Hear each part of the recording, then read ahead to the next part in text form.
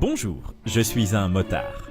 Si j'aime à penser que le dicton de toutes les balades moto devrait être « on part ensemble, on roule ensemble, on rentre ensemble », avec le temps j'ai pu constater quelques divergences. Et divergences, c'est énorme. Un jour, un philosophe au chômage a dit « la moto, c'est comme le sexe. Seul, c'est bien.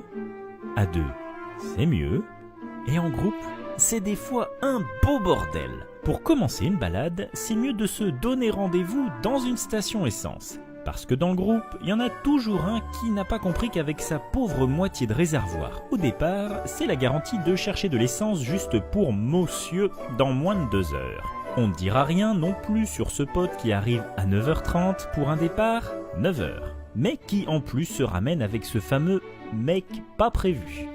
Ça dérange pas, j'ai ramené un pote à moi. Et t'inquiète hein, roule pépère. Ouais, c'est vrai. Il a l'air d'être tranquille avec son Jex 1000, ses sliders poncés et ses bouloches sur les pneus.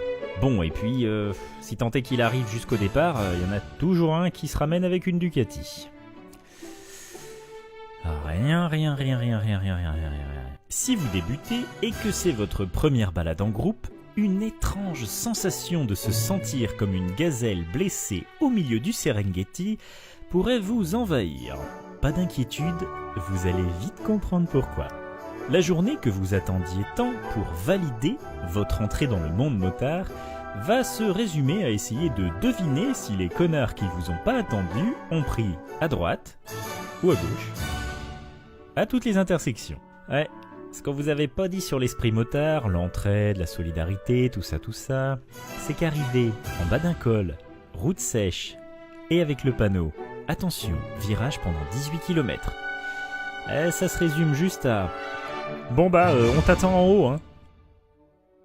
Arrivé en haut du col, sans avoir dépassé les 80 km/h, la vue se dégage, on gare les motos super bien alignées, sauf un qui est de travers. D'ailleurs c'est le même sur la route qui a pas compris le quinconce. C'est pas compliqué, bon sang, on a dit gauche, droite. Malgré ce manque de symétrie, l'expert des photos sur les réseaux sociaux retire son casque et commence à mitrailler. Attends, je vais la mettre sur Facebook. Attends, je vais la mettre sur Twitter. Attends, je vais la mettre sur Snapchat. Attends, je vais la mettre sur Instagram. Attends, je vais la mettre dans ta gueule. Et ce qui devrait être un moment de contemplation de la montagne devient ça. Ouais, autant le dimanche chez mamie quand tu te fais chier, mais là, quand même, il y a du paysage. Au moment de repartir, on renfile blouson, casque, gants. Mais il y en a un pour qui ça prend plus de temps. Beaucoup plus de temps. Et non, c'est pas forcément une motarde. C'est pas non plus toujours une motarde qui arrête le groupe de 20 motos pour vite trouver des toilettes. Faut arrêter avec la misogynie, hein. Par contre, c'est toujours une passagère. C'est bon, équipé, pipi fait. Maintenant, on se retourne vers le mec qui a le trajet sur son GPS. Vous savez, celui qui nous a déjà fait faire 4 demi-tours, pris 2 cul-de-sac et fait piler tout le groupe à un carrefour parce qu'il n'arrivait pas à voir sur son écran à cause de ses gants hiver s'il fallait prendre à droite ou à gauche.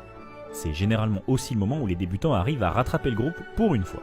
On apprend beaucoup en roulant en groupe, mais on apprend bien plus en s'arrêtant.